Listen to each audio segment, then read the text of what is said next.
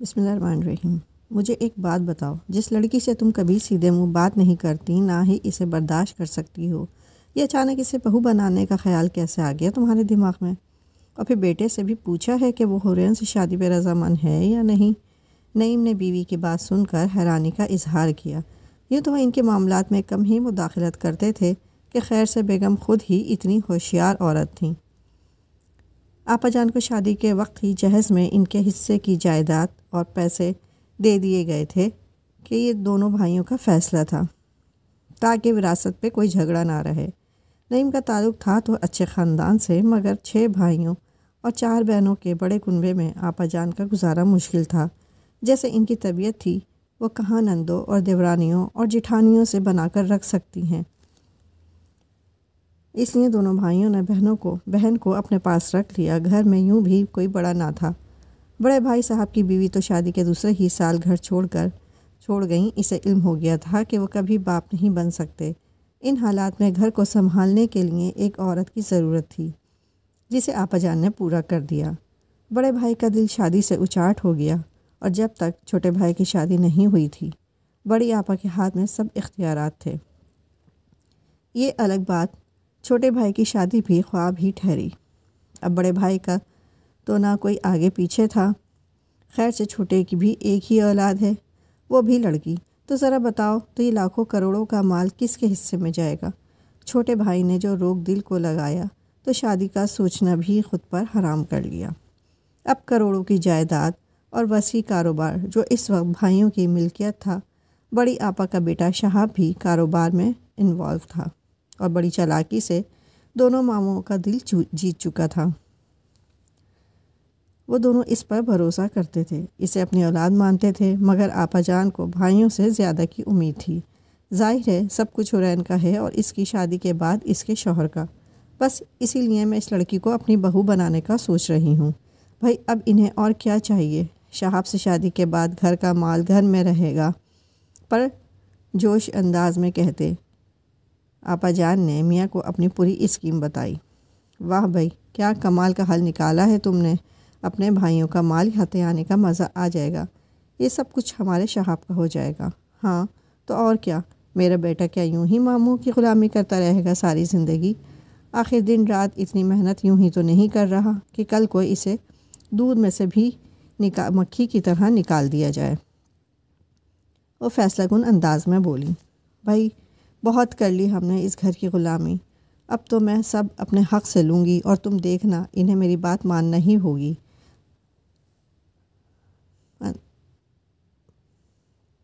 پرسوچ انداز میں کہتے آپا جان کا دماغ اب نئی پلاننگ کر رہا تھا۔ کس بات کی بات منوا رہی ہیں آپا؟ ان دونوں نے بھی چونک کر پیچھے کھڑے چھوٹے بھائی کو دیکھا، جو مسکراتے ہوئے متانہ سے چلتے ان دونوں کے پاس ہی آ کر بیٹھ گئے۔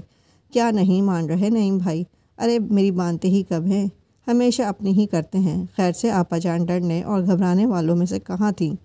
بھائی کو دیکھ کر بھی خود پہ قابو رکھا۔ اب بھی دیکھو نا، میں ان سے کہہ رہی تھی کہ شہاب کی شادی کی عمر ہو گئی ہے۔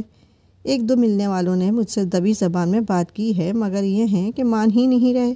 کہنے لگے پہلے گھر کی دونوں بیٹیوں کی شادی ہوگی، اس کے بعد بیٹے کی شادی کریں گے۔ نعیم صاحب نے چونک کر بیوی کی طرف دیکھا۔ کس صفائی سے جھوٹ بولتے انہوں نے بات بدلی تھی۔ علیزے کی تو ابھی پڑھائی باقی ہے، رہی حورین تو اس کے لیے یقیناً تم نے کچھ سوچ رکھا ہوگا۔ سوالیہ نظروں سے دیکھتے انہوں نے بھائی سے انتہائی معصومیت سے کہا، حورین کی ذمہ داری میں نے پہلے دن سے آپ کو سونپ دی تھی آپا، یہ فریضہ بھی آپ ہی کی ذمہ داری ہے۔ انہوں نے مؤدبانہ انداز میں کہتے سب اختیار بہن کو دے دیا، اور آپا کو اس پر تعجب بھی نہیں تھا۔ وہ بچپن سے حورین کی طرف سے جتنے غافل تھے، ان حالات میں آپا جہاں چاہتی اس کی شادی کر دیتی۔ یہی تو پریشانی ہے، کل جب دوسرے گھر جائے تو اللہ جانے کیسا سلوک کریں اس کے ساتھ۔ اب کچھ بھی کہو، خیر کبھی اپنے نہیں ہو سکتے۔ میں نے بڑے نازوں سے پالا ہے بن ماں کی بچی کو۔ ایک دم لہجے میں بے تحاشا مٹھاس سموتے آپا جان نے بھائی کی طرف دیکھتے چالاکی سے کہا، آپ کی بات بھی درست ہے، لیکن خاندان میں حورین کا ہم عمر کوئی لڑکا ہے بھی کہاں؟ انہوں نے سر ہلاتے تائید کی، ایک ہے تو، مگر شاید تم اسے اپنی بیٹی کے قابل نہیں سمجھتے۔ وہ سنجیدگی سے بولی، کس کی بات کر رہی ہیں آپا؟ انہوں نے چونک کے پوچھا۔ اپنا شہاب اور کون؟ ان کے چہرے پر مسکراہٹ آئی۔ ارے ہاں، میرا دھیان اس کی طرف تو گیا ہی نہیں۔ آپا جان کو تو یقین تھا کہ بھائی کبھی اعتراض نہیں کرے گا۔ حورین آپ کی بیٹی ہے، اگر آپ اسے اپنی بہو بنانا چاہتی ہیں تو یہ اس کی خوش قسمتی ہوگی۔ نعیم صاحب نے دل ہی دل میں بیوی کو اس کی ہوشیاری پر داد دی۔ کس چالاکی سے اس نے ایک ہی نشست میں اپنی بات منوا لی تھی۔ یہ کہہ کر تم نے میرے دل کا بوجھ ہلکا کر دیا۔ بس اب بھائی صاحب آ جائیں تو بیٹھ کر شادی کی تاریخ طے کر لیتے ہیں، وہ محبت سے کہتی ہوئی اپنی جگہ سے اٹھیں اور آگے بڑھ کر شفقت سے چھوٹے بھائی کے سر پر ہاتھ پھیرتے اس کا ماتھا چوما۔ ہاں ہاں، نیک کام میں دیر کیسی، میں تو کہتا ہوں مہینے 2 مہینے بعد کی تاریخ نکاح کی تاریخ رکھ لیتے ہیں، بھائی گھر کی ہی تو بات ہے۔ نعیم صاحب نے ہاں میں ہاں ملائی اور آگے بڑھ کر سالے صاحب کو جھٹ پٹ گلے سے لگایا۔ آخر کو دوہرا رشتہ جو ہونے والا تھا اب۔ ارے میرے اکلوتے بیٹے کی شادی ہے، خوب دھوم دھام سے کروں گی اس کی شادی کہ دنیا دیکھتی رہ جائے گی۔ بڑی آپا کی بات پر وہ مسکرائے۔ اتنے برسوں سے اس گھر میں خوشیاں تو بس ان کے حصے میں ہی آئی تھیں۔ دونوں بھائیوں کی زندگیوں میں تو فقط ویرانی اور اندھیرا ہی تھا، جسے آپا جان نے کبھی روشنی میں بدلنے نہیں دیا تھا۔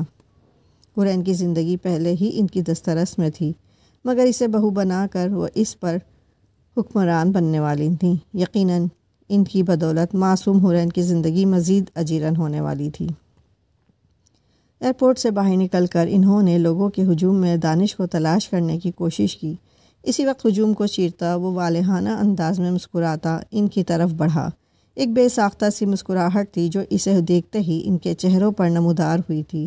السلام علیکم، تیز قدموں سے چلتا وہ ان تک پہنچا اور باہیں پھیلائے ایک ساتھ ان دونوں سے لپٹ گیا۔ وعلیکم السلام سن، دانش کی پیٹھ تھپکتے انہوں نے دوستانہ انداز میں کہا۔ البتہ ماما اپنے جذبات پر قابو نہیں رکھ سکی تھیں، بیٹے کے سینے سے لگتے ہی آنکھیں جھلک گئی تھیں۔ تو فائنلی آپ دونوں کو اپنے بیٹے پر ترس آ ہی گیا، ماں کا ماتھا نرمی سے چومتے دانش نے شرارت سے کہا۔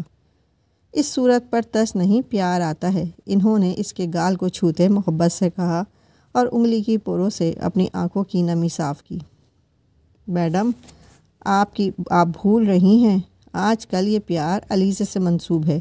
حسب عادت فاروق صاحب نے بیٹے کی کھنچائی شروع کر دی، لیکن دانش بھی ذہنی طور پر اس سب کے لیے تیار تھا۔ خیر، اب میری ماما کی محبت کا علیزے سے کیا مقابلہ، کوئی اثر لیے بغیر اس نے تفاخر سے کہا۔ ویسے یہ ہیں کہاں محترمہ؟ میرا تو خیال تھا تمہارے ساتھ ہمیں ریسیو کرنے آئیں گی۔ وہ اب اس سے علیزے کے متعلق پوچھ رہے تھے۔ آپ بھول رہے ہیں پاپا، آپ پاکستان آئے ہیں اور یہاں لڑکیاں ابھی اتنی ماڈرن نہیں ہوئیں کہ اپنے ہونے والے ساس سسر کو ایئرپورٹ پر ریسیو کرنے آئیں۔ اس سے ملنے کے لیے آپ کو اس کے گھر ہی جانا ہوگا۔ دانش نے یاد دہانی کروائی۔ یہ بھی ٹھیک ہے، ہم خود چلے جائیں گے اپنی ہونے والی بہو سے ملنے اس کے گھر۔ کیوں بیگم صاحبہ؟ میرا خیال ہے پہلے ہم گھر نہ چلیں، اس کے بعد تسلی سے بیٹھ کر پلاننگ کرتے ہیں کہ کب جانا ہے علیزے اور اس کے پیرنٹس سے ملنے، انہوں نے فاروق صاحب کو دیکھتے مسکراتے ہوئے کہا۔ دانش ان کی سامان سے بھری ٹرالی لیے اپنی گاڑی تک پہنچ چکا تھا۔ کندھے اچکاتے انہوں نے تائید کی اور بیٹے کے ساتھ اپنے سوٹ کیس گاڑی کی ڈگی میں رکھنے لگے۔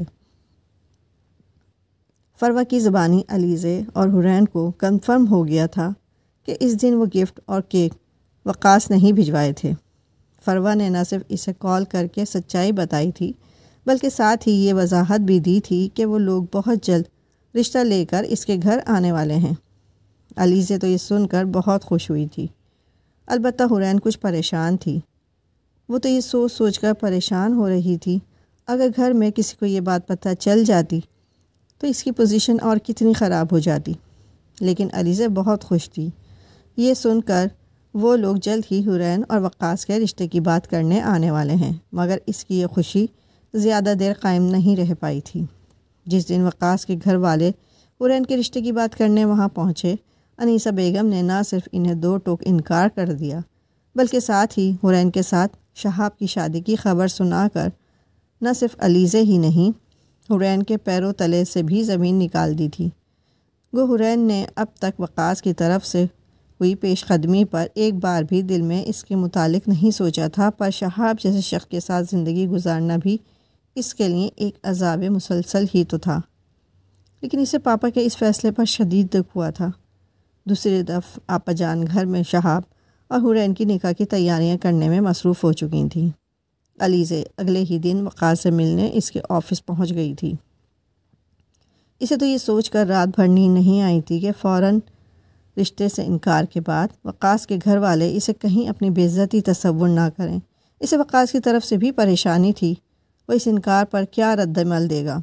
وقاص بھائی، شہاب بھائی بالکل آپ ہی کے لیے مناسب نہیں ہیں۔ ان میں اور اماں میں کوئی خاص فرق نہیں ہے۔ وہ ہیں تو میری ہی ماں، لیکن میں جانتی ہوں وہ کبھی آپ ہی کو سکون سے نہیں رہنے دیں گی۔ میں بس اتنا کہنے آئی ہوں، آپ اماں کے انکار سے پیچھے مت ہٹیے گا۔ دل میں محبت ہو تو امید کا دیا آخری سانس تک چلتا رہتا ہے علیزے، تم فکر مت کرو۔ میں نے یہ قدم پیچھے ہٹنے کے لیے ہرگز نہیں اٹھایا، مسکرا کر اسے تسلی دیتے وقاص نے پر یقین انداز میں کہا۔